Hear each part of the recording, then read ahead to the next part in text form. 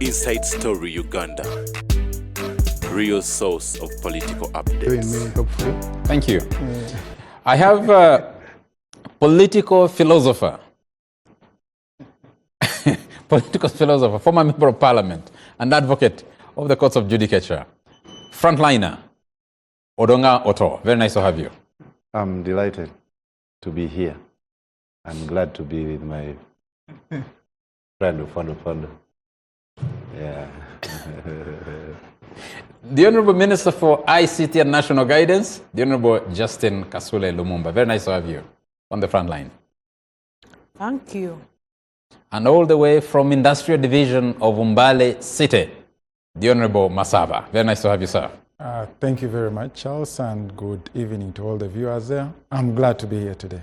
Thank you. Thank you. I want to start with you, Honorable Masaba, and ask the question. I mean, we've been watching what you're doing in Parliament, what Parliament is doing, their accountability committees. We saw the unearthing of issues around that interchange at Basajja roundabout, the changes, and then we moved to the tolling on the road toll, the Kampala-Entebbe Express highway, and the tolling, and they said money was being collected and put in bags and then counted later. Previously, before that, we'd heard about how our road, I am particularly interested in that because we have lost so many people, including a close relative who died last Friday. On that, 2 people died on that road, a driver and Kenneth Kaijuka, and they had children in the car, and we have been told that road was being eaten all along. We also continue to see Honorable Balam Barugahara and Honorable Justin Namere on their crusades with local government officials. The interdictions at Uganda Registration Services Bureau, the internal fights that came to Parliament from the Uganda Human Rights Commission that also talk about corruption, and whatever is going on. From where you sit, what does this speak to you? What does it say to you? Thank you once again, Charles, and you've tried to break down all, I would call them scandals that have been taking place over the last few months. And I'm glad that some of them have been unearthed by Parliament, where I do sit. And as a member of the Public Accounts Committee, that is PAC Central Government, I am happy with whatever is going on, though at times the public out there criticizes us that we're not doing enough as Parliament. But I think what we are doing, we are opening eyes of everyone, the executive, all the Ugandans out there. Today we were supposed actually to have a report from one of our committees, chaired by Honorable Mwine Mpaka, on that toll road, but unfortunately we didn't have that discussion. So I thought it would be all over news today, and the Ugandans out there will have seen what has been going on over time. But I hope on Tuesday we will have that discussion, and we will get an opportunity to discuss and expose more of what is happening currently in Uganda. When you look at whatever is happening, I believe this is not something new. All these have been happening over a period of time. But I'm glad that the executive has this time stepped up. They have stepped their foot on the gas to help us, to help the Ugandans fight issues of corruption. And I'm delighted my Senga is next year. And as the president stated that Chisanja no sleep, I'm very happy that her team has started moving out there, because over the years, we've been having ministers who've been just sitting in air conditioning, sitting in their offices, driving to Parliament, going to their offices, to State House. But it is good that many of them have now put their foot on the ground. I've seen my brother, the Minister of Works, is out there moving. I've seen the Minister of Investment she has started moving out there. We've seen the Ministers of Local Government moving the various parts of the country. I think this is good for us as a country. I hope it's not just politics at play, because that is one of the challenges we've been having over the 11th Parliament. We've had investigations that have ended almost nowhere. I happen to have been part of the committee, the ad hoc committee that investigated matters into NSSF, that investigated matters into Bujagali Energy Limited, and matters that concerned Posta Uganda. So what's new from where you sit? That's what I was asking. You were there before, you are there now. What's new, what's different? Yes, initially what used to happen, when you look at, for example, the matters concerning Bujagali, we did move, we interacted with various stakeholders. We saw that the agreements were poor. As a country, we were losing a lot of money over projects. We had lost a lot of money over that dam. And we had interactions with the Attorney General, and he did appreciate our position as a committee and said, yes, it's true, but I didn't take part in the decisions of making this contract. And according to the clauses that were put, it is very hard to renegotiate some of these agreements. And the matter was forwarded to the head of state, who had a look at our report. He had an interaction with the Honorable Katesh Shumbwa, who was the chairman then. And what the president stated was, at that time we were in a crisis as a country. We had shortage of electricity, and we needed to solve that problem as soon as possible. So I assigned people to do that work, but many of the people I did assign were not patriotic. Some of these jobs, some of these contracts, some of these things need to be done by Ugandans who are patriotic, who love their country, who love the work they are doing for a country. So whatever we are seeing now is part of the many things that have been happening that the Auditor General has missed, that the Office of the IGG has not seen because of course, various reasons. What value is that to the Ugandan? Because you do a post-mortem. And when you're doing a post-mortem, the person is already dead. You can't bring them back. Yes. The idea behind doing post-mortems is that you're able to prevent future similar death. But your work as Public Accounts Committee of Parliament, Central, the work of the Local Government Accounts Committee, the work of COSASE, the work of...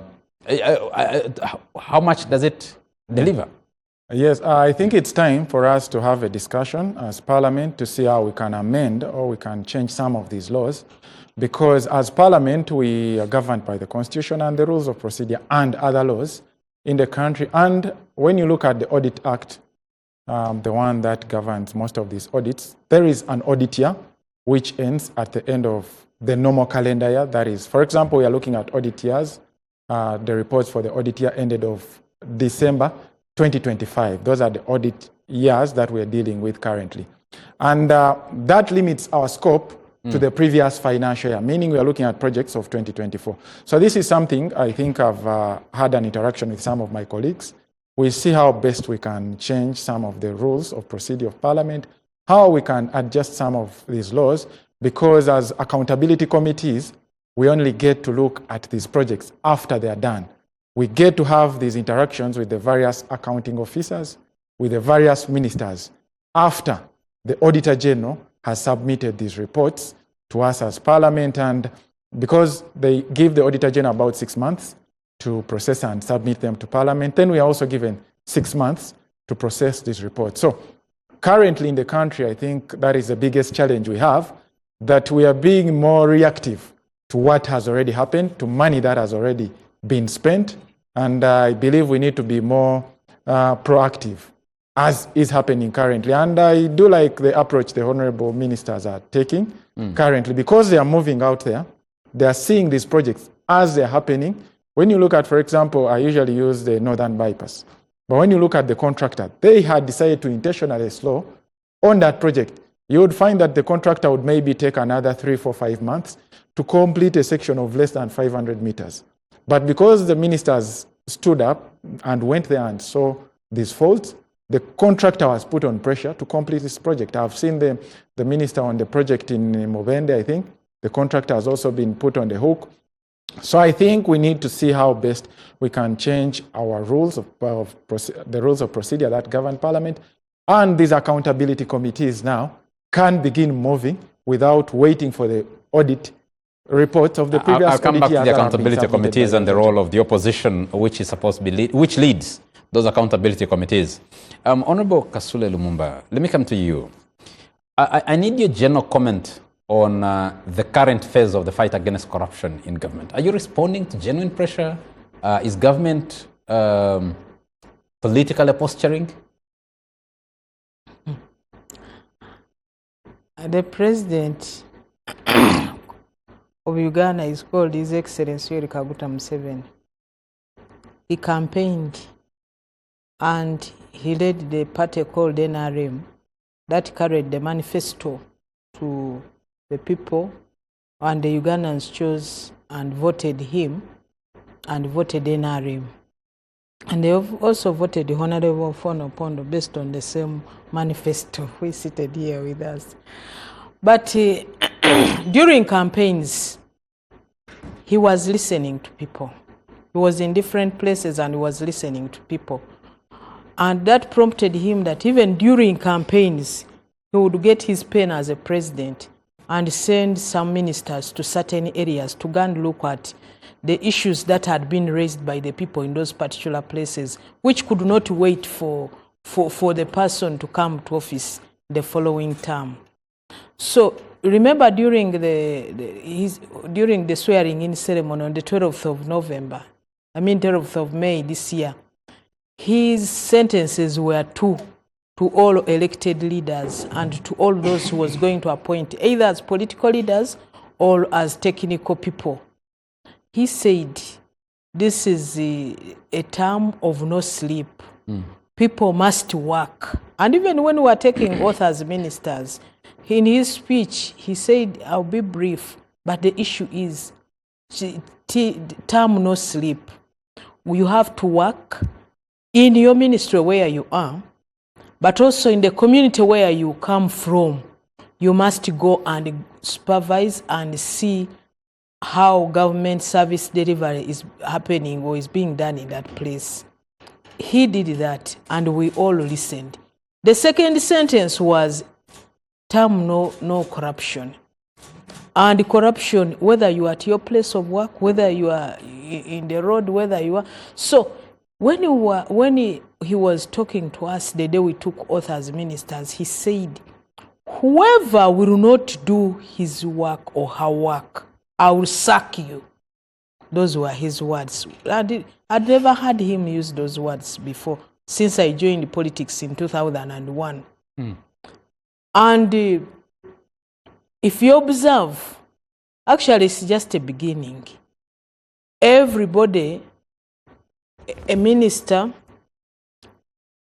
a member of parliament, a leader of the district, a leader of the sub-county, we all have the responsibility. The commander has commanded, the political commander has commanded, and nobody can dodge. By the way, I'm saying this is just the beginning, because you are seeing what my colleagues are doing in the Ministry of Local Government, and my colleagues are doing in the Ministry of Works. You are yet to see more, because even those who have not yet started, or those who are doing it and are not exposing it to the public and are still doing it within their ministries or within their communities, this has to be exposed to the public.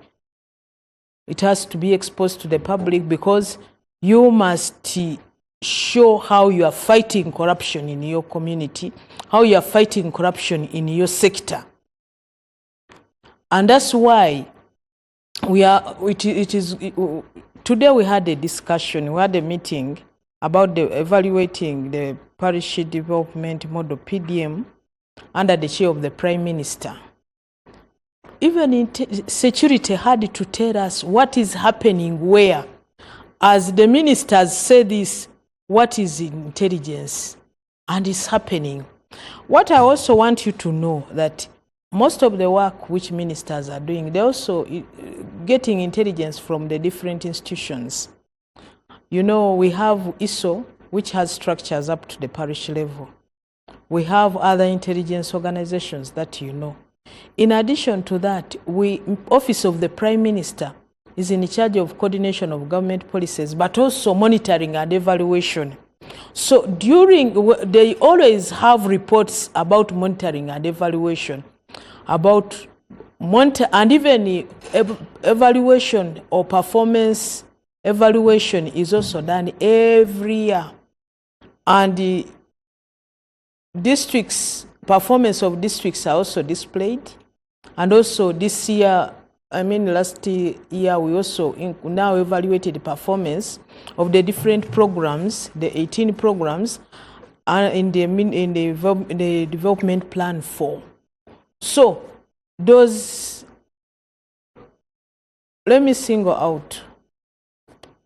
In the evaluation, it came out, because I was the Minister General Duties Office of the Prime Minister, and that was falling under me.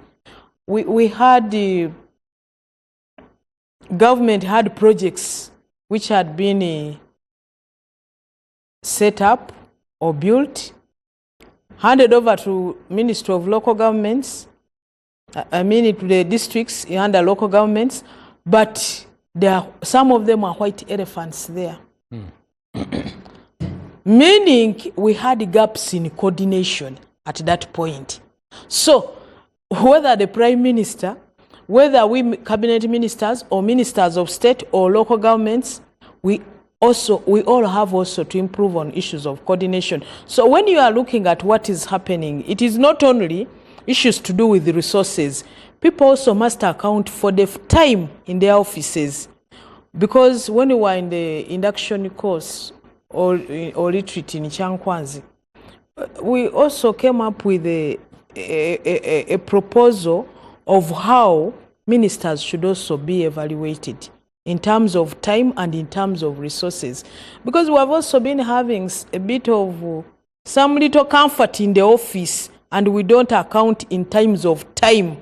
So the 100 days, everybody must account. And I want to also inform you that it's my responsibility as a minister in charge of national guidance with my colleagues in the ministry to also give guidance to these ministers how they should go to fight corruption. Because some of them are new, some of them may not know. And also being a minister of ICT, we also have to work with them and also help them to be able to use ICT to fight corruption, but also expose corruption, but also put systems in place that will help us to fight corruption in the future. I hear you, Honorable Minister. My question is, what is new? What is different? How will you sustain this current campaign? One, how will we sustain? You have seen that the method is changing. And the way people are looking at, the way see the ministers of local government doing their work, how would we sustain? If tomorrow you are the minister of local government, this one has already set the bar so high. So how do we sustain? You must make sure you do the work and fit in the shoes of those who were there before, and even improve and go beyond what they did. Now, when it comes to us as Minister of ICT, how would we sustain? We have to keep updating the infrastructure, updating the systems, especially the IT systems, to help them be able to detect and be able to serve people much faster than ever before. So how would we sustain? Technology also is improving. We are now talking about AI. If the other one was about a system where you can only press on a dashboard without a voice, now it has brought in a voice. AI now has, let me give you an example. If we go into monitoring agriculture and we are using AI, it will mean that when you get to the garden, you can even just take a picture using the app, and it will tell you the challenge with that crop or the challenge with the animal. And it will also show you where the solution is. So technology is also going to help us to sustain. But Honorable Minister, if you saw the debate in Parliament about the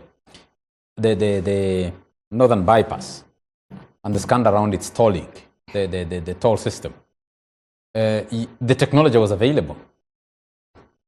Even then, it wasn't applied. And money was lost. And we can't exactly account how much was lost as of now. And that's why the people responsible have been brought to the space where accountability must be provided. Because I think it must have been deliberate. Because when you look at how the same Ministry of Works is having a very good system where people, illiterate people are applying for driving permits, and no person-to-person contact, paperless, and the only paper involved is getting the driving permit. Somebody applies online and is able to get the driving permit without that personal contact. Cannot even complain of corruption.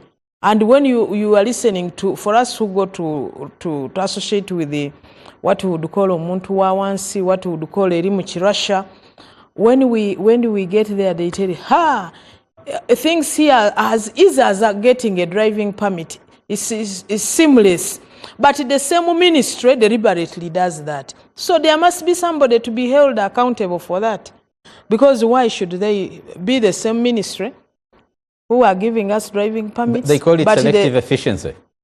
Yeah, so the person who has efficient. who has decided to do it selectively should be held accountable and should be brought to book. Honorable Dongato. And that's why we are saying Chisanja, no corruption. Honorable Dongato, which stories haven't we had before? Which stories are we seeing today? And I want you to also speak to, is the ruling party and the government in power stealing the shine of the opposition that leads accountability committees in parliament? You see, even if you talk of stories, there was a man, he was called Opera. He had applied, the school management committee had advertised for a job of a watchman. So he was lucky.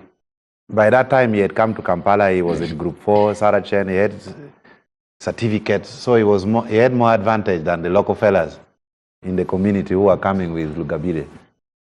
But the school management committee was tipped that that man is a night dancer. And yet they need a watchman for the night service. So the management committee decided that they are not going to give the man the job, and they gave apparently a less able person. So the man stormed in the house and said, you people are more qualified, I've been to Kampala, I did a training with Group 4, I have certificates. Why have you not given me the job? How can you give the job to this man who has not even crossed Karuma? And one of the board members diplomatically replied and said, Opera, we need someone who stays there at night. We need someone who stays at night. They felt sort of telling him that at night you will not be guarding, you'll be dancing around. I think, Ufonopono, you understand this thing of night dancing very well. Yeah. So, yes, in our community, yes. Yeah. So, what Balaam is doing, Balaam has defied the odds. He's telling the applicant that you are a night dancer. We are not going to give you the job of a night watchman. Balaam has defied the odds. He's telling the thieves that we are going to arrest you. I saw a picture of Balaam. I don't know whether it is IA. He's carrying over 200 handcuffs. AI. Before AI, there was Photoshop. Yeah. So, but what bothers me as a critical thinker is why is President Museveni resurrecting now, after 40 years, that they're fighting corruption? Why now? Because most of the corrupt have stolen and they are now rich. They now have houses in Kololo. For us, we stay in Nigeria where there is load shedding. For them, they're in Tinda, Naguru, Bogolobi. Some of us stay in Namasuba. So people have been stealing since 1987. So you have stolen, you are now tired. Then all of a sudden, some few people are trying to pick up their lives and put one Mabate house, the first one in the village. They are the ones being rounded up. That is the general feeling in the community. I was in a bar in Lira over the weekend and I heard them speaking that I think the way these people have been stealing in local government, it was too much. They should have got a better way of stealing. So it looks like down there, much as Balaam is doing a good thing, there seems to be a class struggle. There seems to be a class struggle where some people also feel they should also protect the government money. Now, this brings me to two issues. One, Parliament of Uganda has failed Ugandans. I don't mean this current parliament. Because... You mean the one you sat in? No, the previous and maybe in the last 10 years. Because why should it be that it is President Museveni to identify where corruption is? Like the one of Uganda Registration of Services Bureau. It took a missive from President Museveni to start directing the IGG and Minister of Mao, Minister Norbert Mao, that there is a scandal in your docket. So what are ministers doing?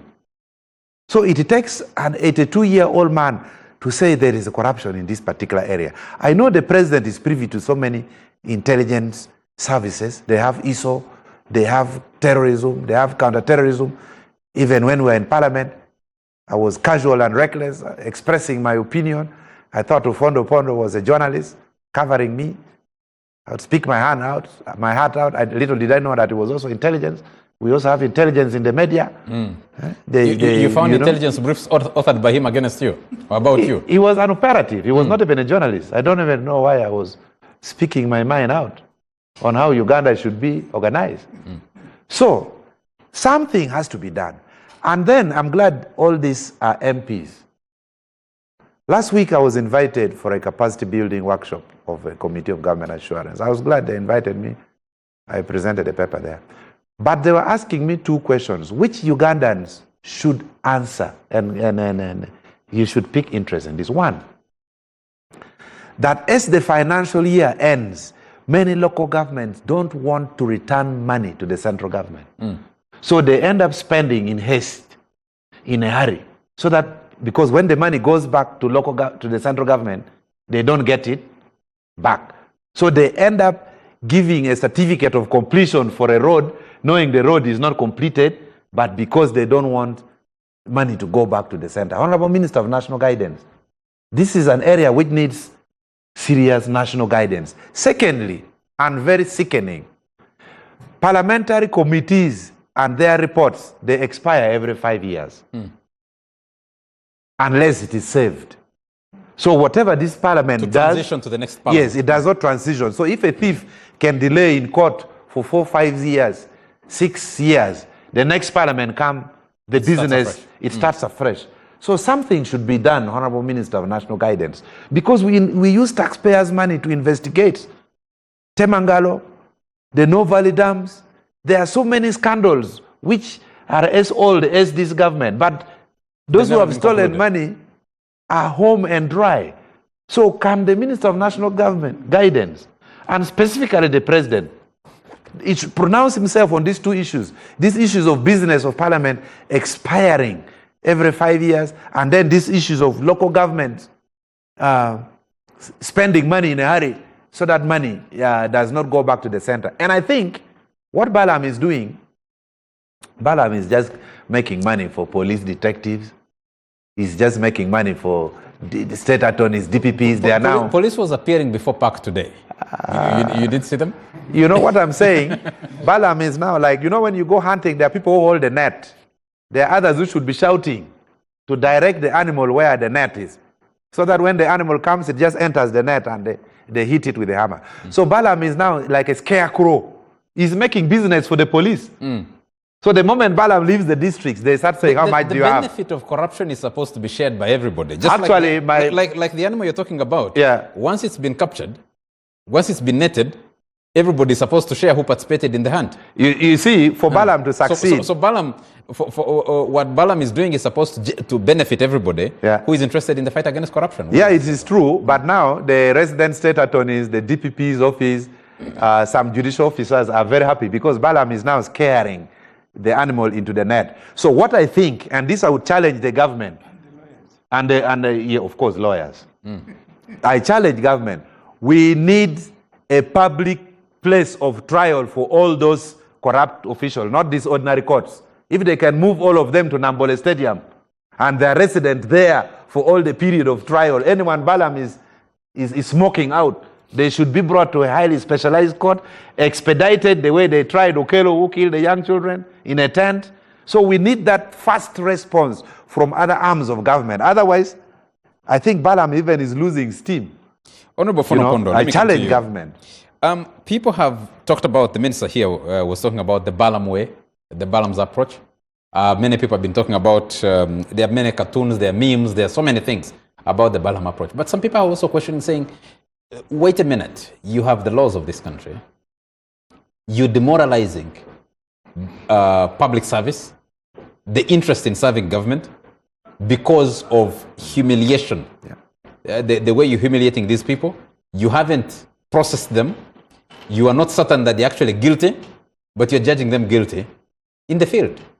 Is this sustainable? Is this healthy for long-term service delivery? You are quoting the Ministry of National Guidance. I wouldn't want to water down what she has said. But I think in a way it is conceding that there is a systemic failure. I have said this many times. I've written, actually, about a month ago, and I said the NRM have had 40 years of revamping the system, and we came on the pedestal of the rule of law. Therefore, to resort to unlawful, high-handed, it doesn't add up, in my view. I also wrote and I said, where things are, we need some form of shock therapy, maybe. Mr. Mwenda Andrew said it in a different way.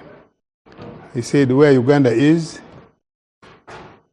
you can't solve the issues by conventional means, political correctness. I just want to remind those who may not know, way back in 1988-89, the government of Uganda imported rail wagons.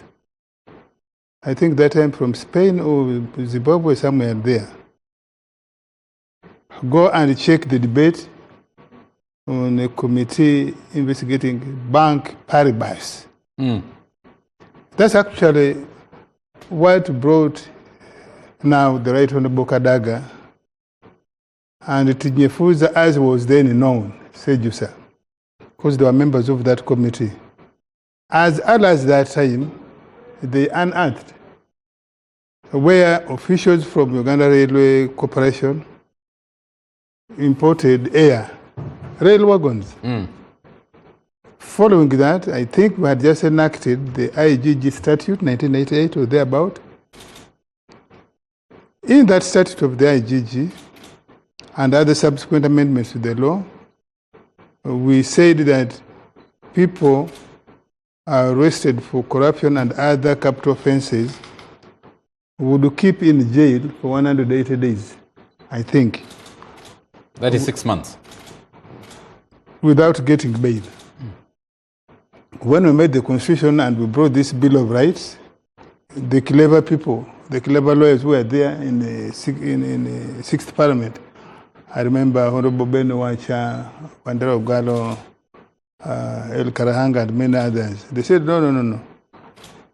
Keeping people in jail without automatic right to bail offends the Constitution. And consequently, we amended. These things the Barams are doing now.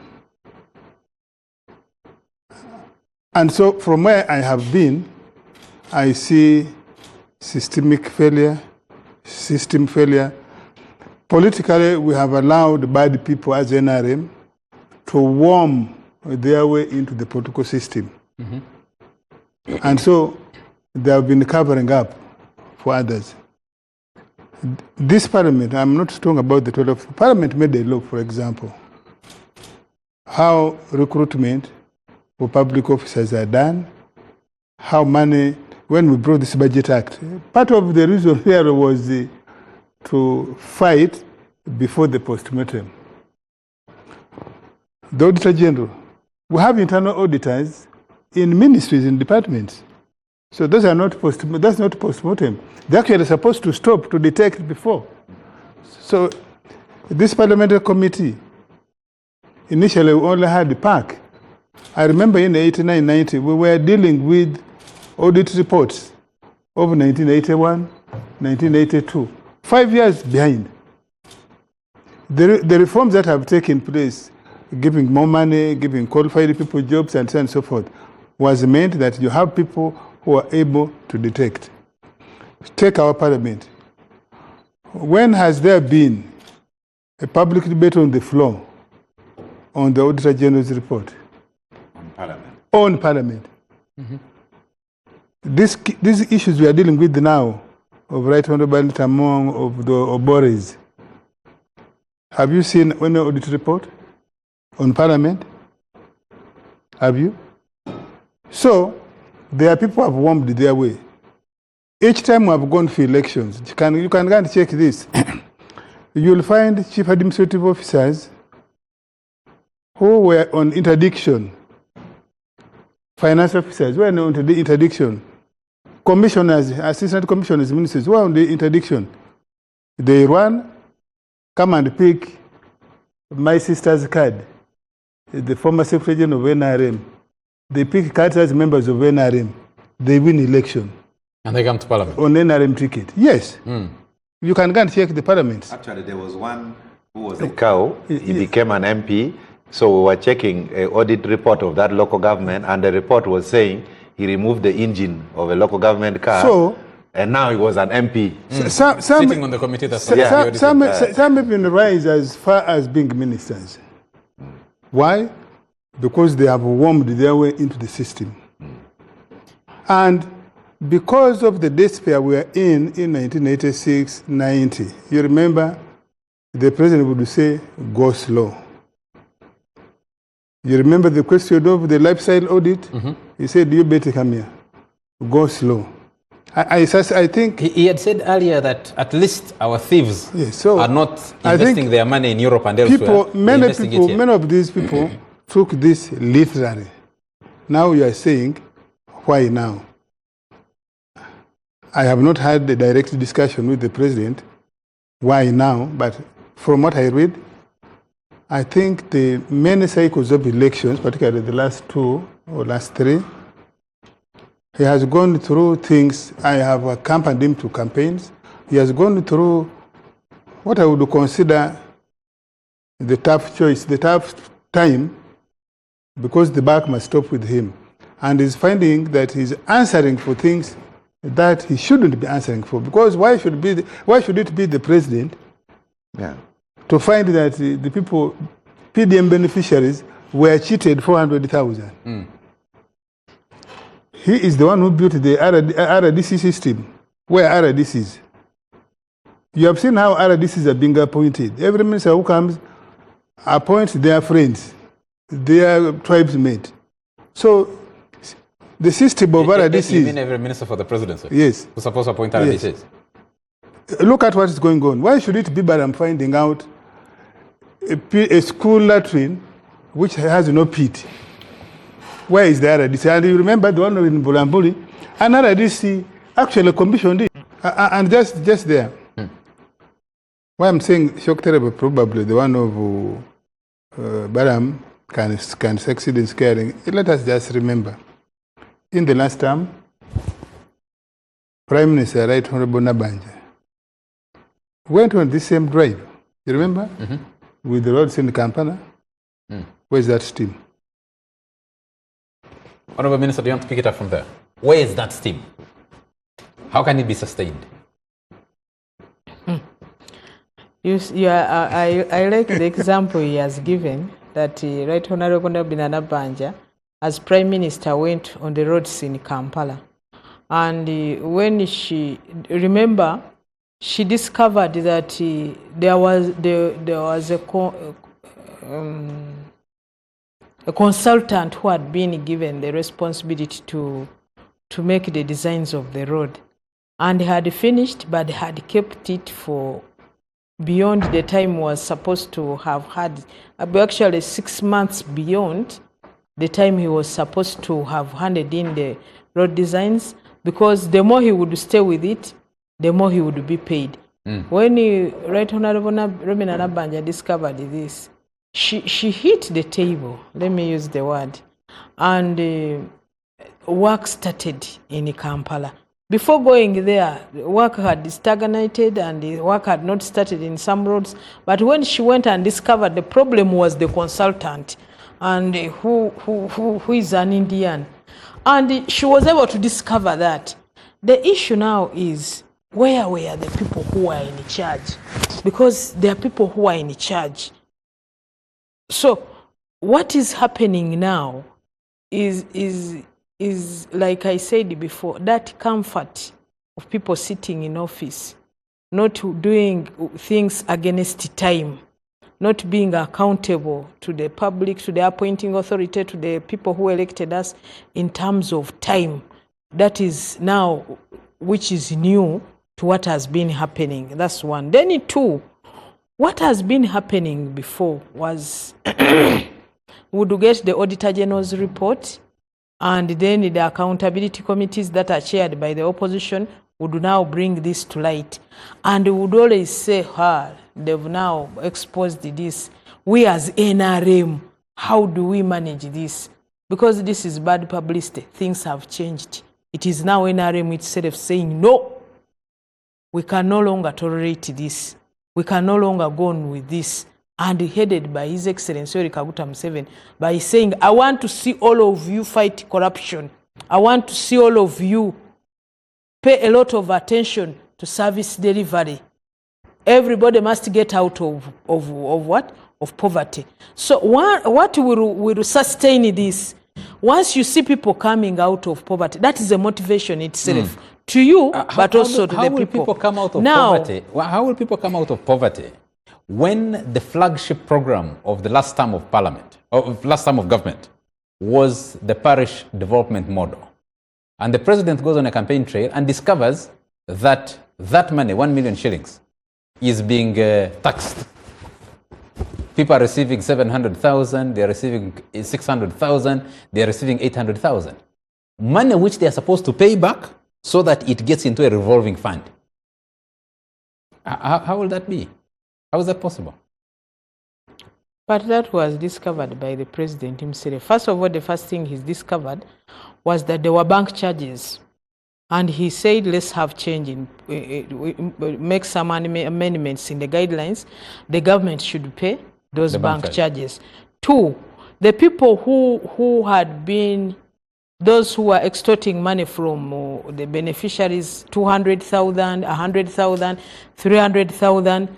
We remember when he had a baraza in Gulu, and the people brought this up, and he sent a team to investigate, and people were arrested and some were taken to court.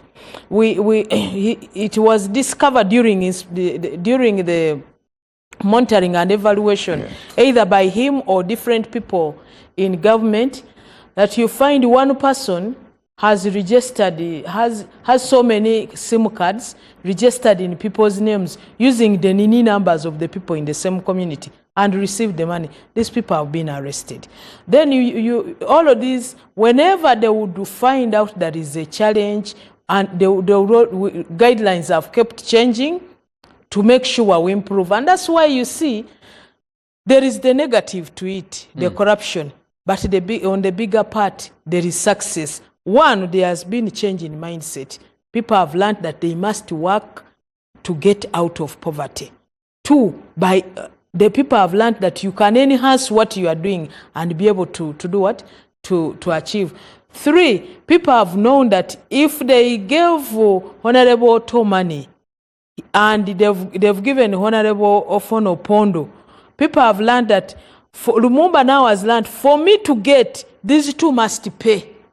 So it has now awakened people in the communities to know that I have to follow up these people and remind them that you have to pay so that I also benefit. Let's look at something. Then also, the question you asked is a very good one. Mm-hmm.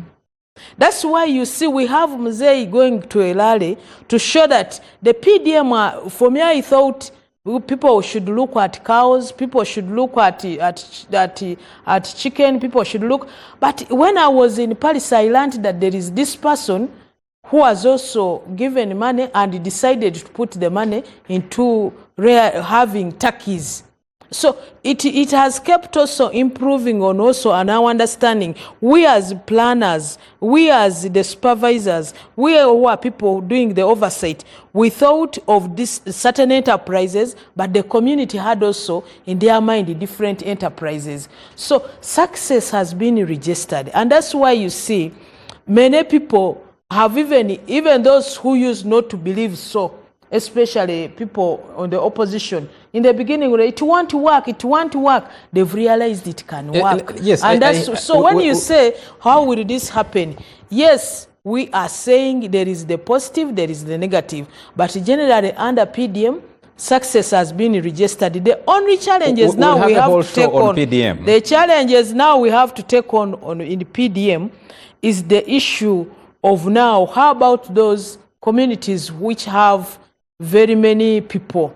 Because the sizes of parishes differ. We'll have a whole because show. there are parishes We'll where have a whole show everybody on has corruption benefited, on PDM. but there are those where not even half have Yes, benefited. we'll have a whole discussion on PDM. There are other issues. There are people bordering game reserves and national parks whose enterprises get vandalized by escaping animals. They need a different discussion. But let's focus on corruption.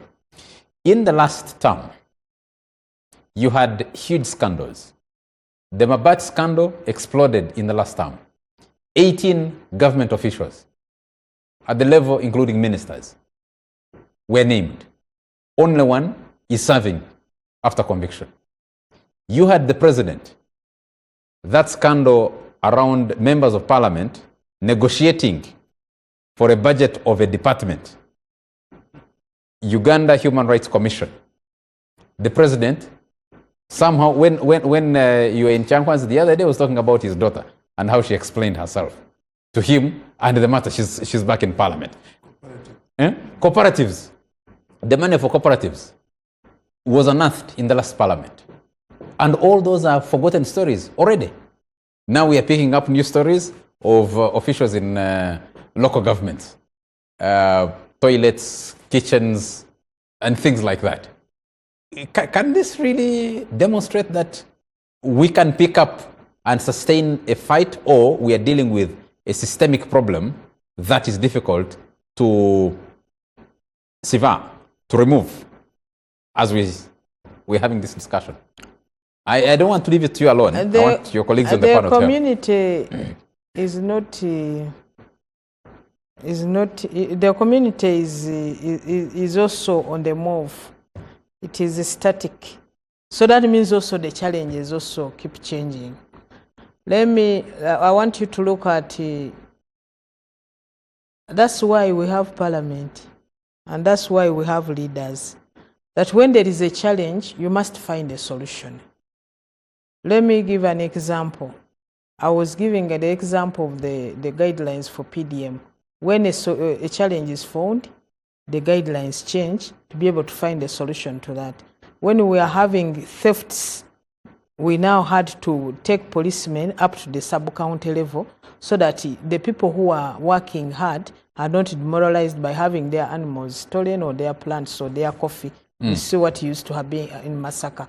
So the same as we, and as corruption also, as community grows in everything, in every sphere, in every corner, corruption also changes in terms of the shape, the color, the whatnot.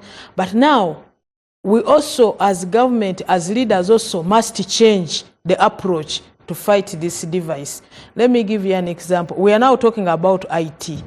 But when even you have a system, the very people who have put up the system, or if you have a system, you must also guard it. Because you will have people also breaking into the system to cause challenges. Then now, maybe even further guidance. If I understood the question well, there are fellow ministers who have been named in corruption scandal. There are those who have even put iron sheets on top of their roofs, meant for people of Karamoja. You sit in cabinet with them. So the viewers want to know why you are chasing the chicken thieves. And yet your fellow ministers, whom we know they have stolen public funds, are comfortable in boardrooms. You are a minister for national guidance. When I was here when I was here on this show the last time, Honorable Otto, you said Honorable Balam has gone for the chicken thieves. So they should now look at the central government. Today have come when you have already the sentence was talking about central government. URSB is under central government. Ministry of Works, the roads you are talking about, the Sega roads are central government. So government is responding. Government is very responsive to what the community raises. Should I give you some of the names of the ministers who are involved in the iron sheet scandal? But now look here, if people were taken to court and like the one you are talking of, that he had used the iron sheets to roof the cow shed. Yes, but he was taken to court. So what reasons do I have to challenge court? Unless you are going to advise me that court didn't do its work you know properly. how that prosecution ended? You should advise me. No, it wasn't concluded in court. It is the prosecution that lost interest in that matter. Actually, the state came and The said state withdrew. they are not interested in pursuing the case of the minister who stole iron sheets. So why are you interested in pursuing people in Pakwach, in Kitagwenda, in Mbarara? Why? Why can the net catch everyone? Honorable Masaba, No, I the see you're itching net to has come to in. catch everybody, provided maybe no. But what that means Senga that here we is, should now revise Senga is and look at dodging the if it matter, is because the the law matter and that if was it is raised judiciary, is we should about- also hold them Honorable accountable. The matter is about the selective application of Precisely. justice. Because as a member from Bugisu, the public always asks that same question. That why is it that Honorable Nandutu is in Luzira, yet the list was very long. And as leaders, The list we was failed. 18. Yes, 18. we failed to answer that. We failed, and I thought she was going to respond to it very well. But one of the challenges we are having is, I know she might not answer, let me help her reply to that, is that the president perhaps is very lenient and is very soft, because when you look at, for example, there are many scandals that have been happening, and the Constitution, of course, gives the president powers under the prerogative of mercy, but that is after someone has been convicted. So it's unfortunate that the president is exercising the powers outside the Constitution, because there are very many people who have been pardoned. For example, this issue that has been happening at Bank of Uganda. And the president has come out and said, you reinstate these people, they are innocent. But the matter has not yet been concluded by the courts of law. I think we need to have a complete separation of power. Let the president wait for the matter to be investigated, and let the court declare whether these people are guilty or innocent. After they are convicted, then the president can come in and maybe pardon these people. So that is where we go wrong as a country. But when you look at what Honorable Balam is doing, we do appreciate. But how much do local governments get? Local governments are getting about 7 trillion shillings out of a budget of, I think, 84. The current budget we are running, they get less than 10%, if I'm not mistaken. It's 11%. About 10 or 11%. But their votes, like Treasury Operation, vote 130, that is managing debt of this country, that takes about 28 trillion shillings compared to the 7 trillion Balam is chasing. So what is happening? No, actually, the 7 trillion, out of that about 7 trillion, slightly less than 7 trillion, 5 trillion of that is money that goes to the current expenditure. Yes. So he's not even investigating that. It's not. When we had a show last time here, we found that only about 760 billion is the one that is available for development expenditure. Yeah. So in reality, most of the thieves are actually based here in Kampala. Most of these accounting officers have been in office Actually, for years. it's a good reminder. BOU here, they were buying pens, each pen at 800,000. Where has the story gone? You And, know, Bank of Uganda, you remember that scandal? Charles, you know, these let me flip corrupt, the question, the corrupt Honorable people have accumulated a lot of wealth Yeah. that they are feared by everyone. You might find our honorable minister here fears the corrupt, that they have access to the president. Yes, that's a bitter reality. Today, we were having an interaction with the Uganda police at Spark, and the assistant commissioner, they came out and told us that they are worried. There are people grabbing their land in Nakawa. They are grabbing their land in Kabalagala. They are grabbing their land all over the country. So if the police that is supposed to keep our property, that is supposed to keep us safe, is coming to the Public Accounts Committee, lamenting and crying that there are thieves who are trying to steal their land, and yet the same police has different directorates that are supposed to investigate and do all the due diligence and protect our work. So how will you convince me that the minister here is not scared of the corrupt? That me, I'm Yes. I don't. Well, there are people who are saying Balam and his colleague are doing it the wrong way. I disagree with them slightly, but for us in NRM and for the minister, I thought we should be able to say that Balam is doing some good work, but it needs to be backed by the law, and if the law is inadequate, we need to amend the laws. Have we identified 2 skills of people in government? particularly the ones who do auditing, supervision, investigations. 3, how do we persuade courts, the way we know them, for example, and the lawyers handling matters, that you think you are going to persuade a judge of the minds that we have, that Balaam is doing the correct thing?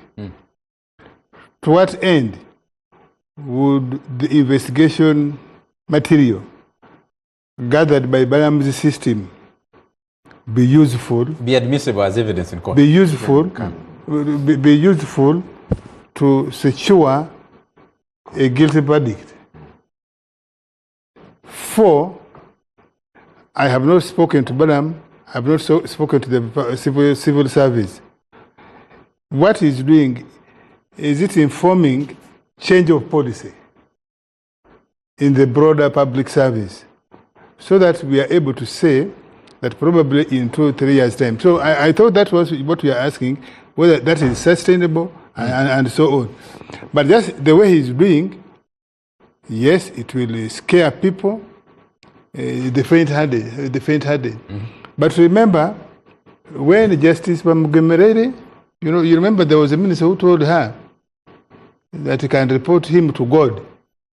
Now, supposing tomorrow you get a cow, an engineer who says, Balaam, you can put me on a chain and they take me to a police station, the policeman will find nothing. Where are these audit reports? Yes, he can go with his meter, a ruler, tape measure, to measure the thickness of a road, to measure the width. Would any judge, would any state attorney sanction a charge because the minister has measured a road, the width of a road, and on that basis charges an engineer? I think that's not sustainable. And therefore, we need to reform the system itself.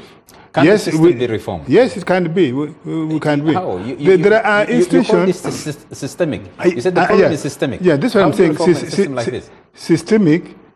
For example, those who are point. What Odongo was saying. From public perception. What does the public, that is not privy to the reasons, and the president did not ask anybody to explain the reasons he gave why a minister charged was seen weeping in court over Mabati is back in the cabinet. I thought from a political point of view, probably we should be able to explain that this person was investigated, was charged along the way for reason ABC. The evidence did not point to him. And that's the reason the case was dropped. I know the Constitution says the DPP does not need to give reason.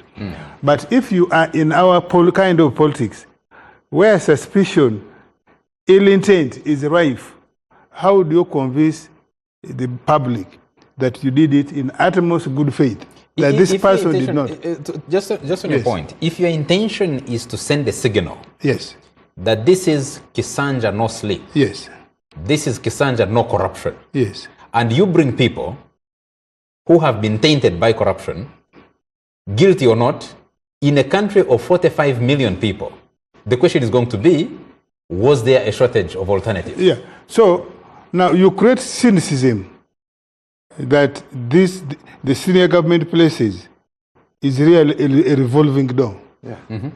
That's the cynicism. And if you see in public, the public may be wrong, but that's the cynicism. That's why Karim is saying, why is it his order Nandutu. 1 out of 18. Cynicism. And I don't agree that because it's order Nandutu. Later, if Nandutu was the one that had evidence pinned, let her be caught by that snare. I wouldn't want to plead that because he's the one. But the onus is on the people who run the government to make the public understand, appreciate, know why this one and why not this one. And so, for me, that's where I am. I had said during break, members of parliament are members of their respective district councils. You ask these members of parliament, where are you when the districts are writing the budget? Where are you when they're doing work plan? Why should it take Badam or the president to discover a school? I am told that there is a school, a primary school or secondary school in Mitoma. I think the constituency of the deputy speaker, I need to check, where a ghost school has been in existence. Why should it take Badam to discover that? Where is the LC3 chairman who's actually NRM? Where is the GISO? Where is the DISO? That's why I'm calling it systemic. And systemic because, and they can be changed, as long as there is a will, first of all, to identify and put people away. And you've seen, Honorable Odongo Otto, the number of anti-corruption agencies, statutory and ad hoc, has been growing every other time. And now, everybody seems to be chasing after what Badam is doing to find their own place in this. And you had I want to take his words because he has been in the cabinet for as long as I remember. What about 2-3 days ago? He said he was trying to make an alibi, an excuse. He said the Badamus and the Biamukama are doing it because they are not like other ministers.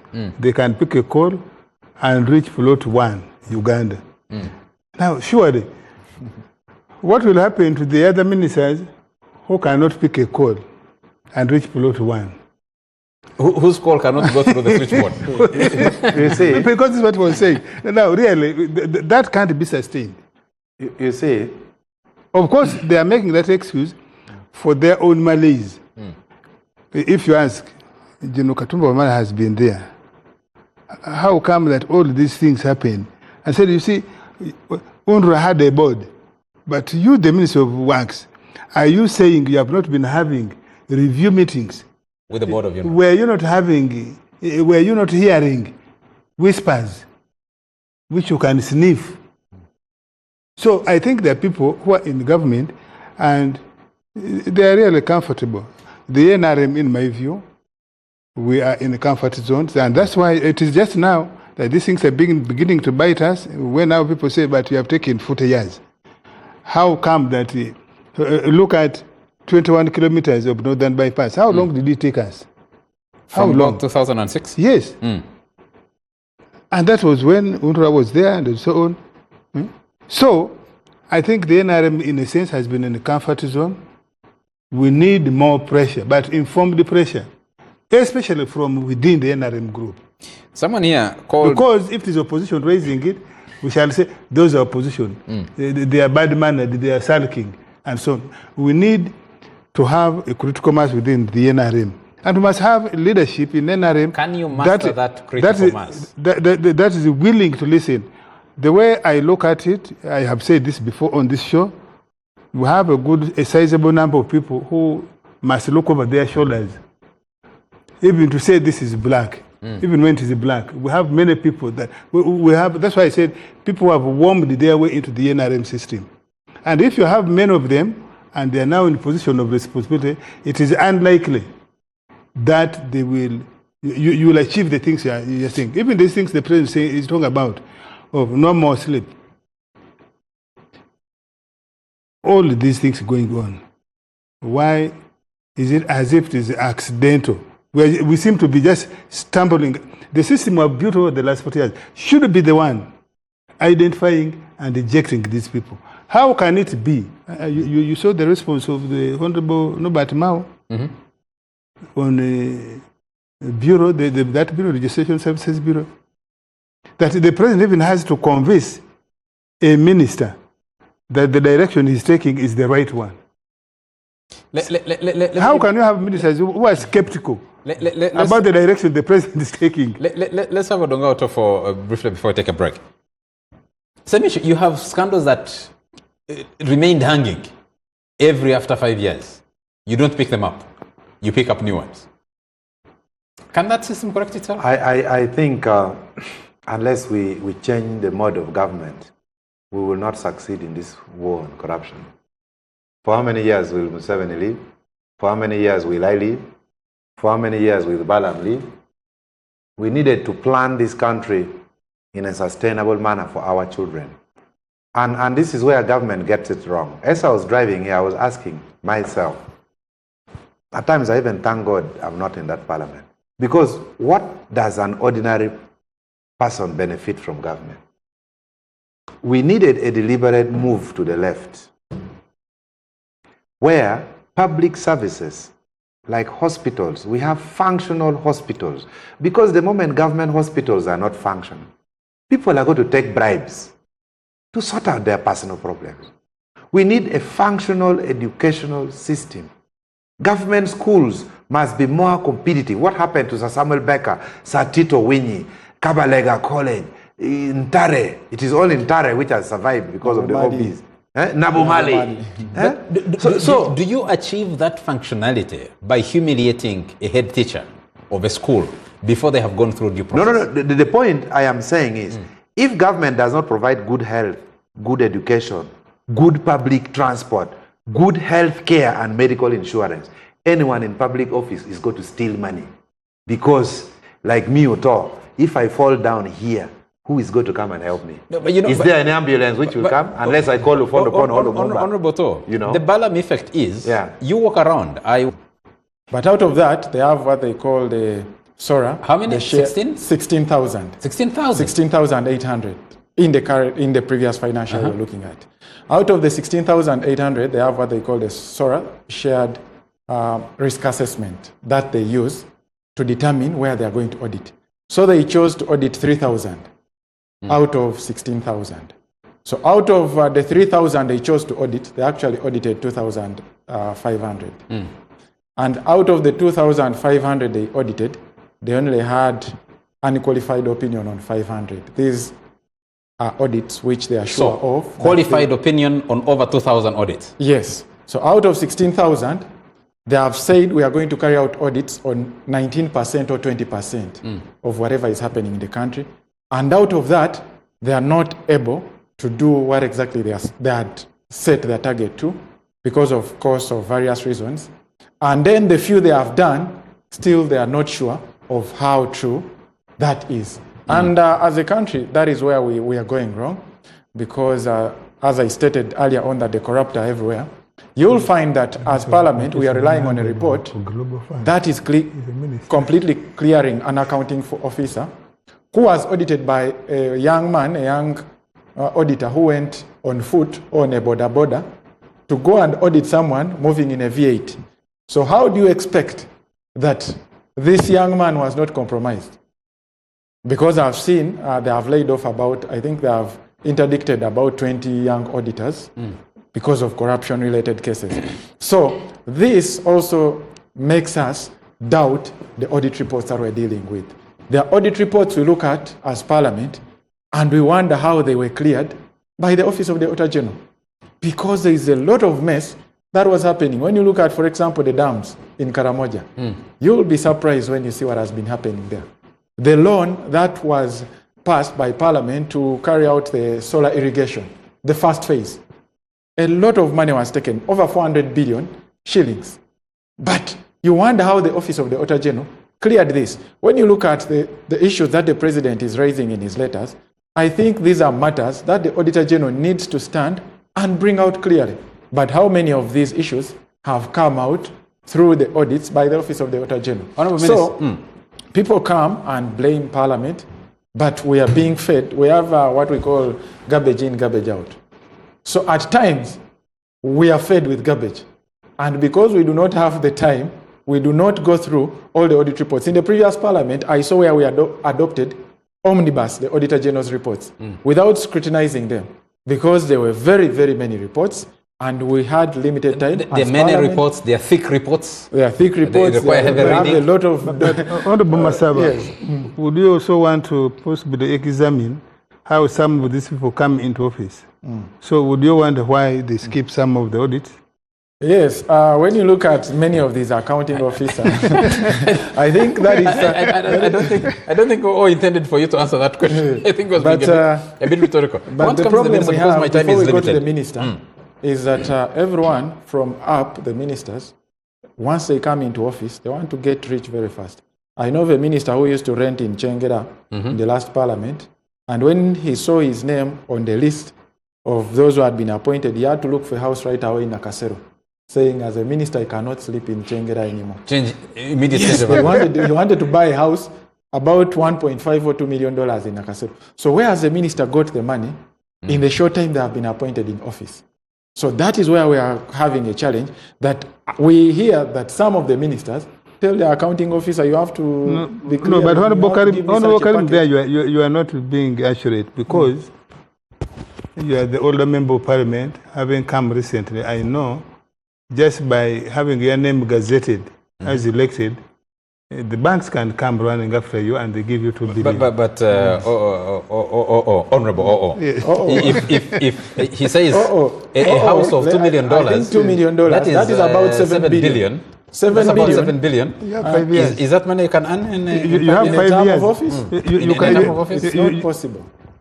You can do say, if you're a minister, you can do side gigs. That is what I was talking about, where the minister now goes to the accounting officers and tell them, you have to give me this percentage. Honorable Minister, you're having a lot of interdictions, a lot of public servants, especially at the local government level, working under a lot of fear now. What is the risk of causing paralysis in service delivery when the intention of this anti-corruption crusade is noble to clean up the system and serve people better? What is the risk? Have you done an assessment as cabinet? Have you done an assessment from your docket as national guidance to say, if you have now interdicted close to 50 people, close to 100 people in local governments, you're moving towards paralysis on service delivery? We've not done an assessment, but when people are first of all, for an interdiction to happen, it means that the system itself is working. That introspection is also good, but we've not done the analysis. But what I can add is that, let me give an example of URSB. The Minister for Justice came and explained to the country how they've had a meeting with the board to make sure the works that is meant to be done by URSB continues. Yes, the others give way, are interdicted, but again, there are people who are in office to continue working so that the people still continue receiving that service. That happens. Then when it happens to local governments, if it is a cow, the PS of Ministry of Local Government is supposed to do what? To find somebody to act so that that district does not stop getting services that are meant to come from a cow. If it is to do with a school, the local government is supposed to work together with the Ministry of Education to find somebody to act. That's why you see, when you go to offices, we have, say, let me give an example. We have, if it is a school, we have a head teacher, we have a deputy head teacher, and if, depending on the size of the school, there is deputy head teacher 1, deputy head teacher 2, deputy head teacher 3, depending. So once the first in command goes, the next in command comes. But the issue of analysis is we've not done it. And I think, but what I can also add is that we as the NRM government, we must also do this very carefully, such that there is yes intelligence, but there should also be counterintelligence. There should be monitoring, but there is what I can also call counter-monitoring. Or there should be supervision, and then there should also be counter-supervision, for reasons being that in such circumstances where Lumumba, in charge of ICT, is doing it the way she wants to do it, then Honorable Odongo, in charge of lands, is doing it the way he's doing it. There are people who may take advantage of the too many activities and make others become victims. So we must also guard against that, because sometimes if one is so good and is in an institution, others may now gang up against that person and say, since Lumumba, Minister of ICT, is coming and is going to poster Uganda, we will all gang up and say our problem is Masaba. Our problem is Masaba. Masaba is the one who has been doing 1, 2, 3, 4. So I must also verify to really see, is it true that Masaba has been doing that? You may find Masaba may be the only killing person in that place, but the others gang up. And we must also guard that in some of these jobs where people are managing resources, so many people would want to have jobs where they manage resources. So all of those who are looking at that job, who want to have that office, may also gang up against that individual. And we should also be very careful about this, so that we do it and keep checking ourselves. Intelligence, counter-intelligence. Supervision, counter-supervision. So that people not become monitoring, also... counter-monitoring. You can add on. But most importantly, the truth is we must fight corruption. We must fight corruption, because in some communities, in some places, it had become like a comfort. Comfort. And then also, community must also now also use this opportunity to learn to demand and also join in this fight. Let me give an example. I was as a woman, a member of parliament for Bugiri district, when we were still Bugiri Namayingo, the Prime Minister then was Right Honorable Apollon Sibambi. The PS was Mr. Pius Bigirimana. They were coming from somewhere, and then they were in a chopper. They got an accident in the compound of Bugiri Hospital. So they got bruises, and they had now to get special lights. I don't know the names of those lights.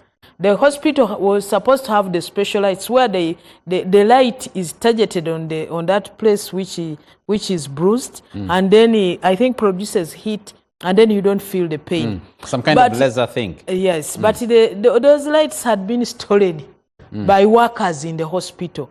So because it was the Prime Minister and the PS and the PS of the office of the Prime Minister, when we arrived, because we were attending a function somewhere of Women's Day, when we went to the hospital, I was the woman MP, I was the woman MP, LC5 chairman, the late Hajiria Valasiraj and others. Then they were asking, where is this? The LC5 knew about them because he's a scientist. When he asked, where are these lights? Everybody started looking around. Within 10 minutes, there were supposed to be 4 lights. Already 3 had assembled. So means that we leaders must go and supervise. Once we go to supervise, we are able even to find solutions to those simple issues. Actually, we must go and supervise. In relation to the Prime Minister Sibambi, when the helicopter I think it landed on a tree. In the no. Actually, that was even corruption. The helicopter ran out of fuel. I was a member of parliament there. So it literally fell from the sky. Because usually when these choppers fall down, they burn because of aviation fuel. So it ran out of fuel, and the pilot was really saying, I need to land here. So much as we are talking of the lights, which were lost in the hospital, the whole plane came down because someone stole the fuel. aviation fuel.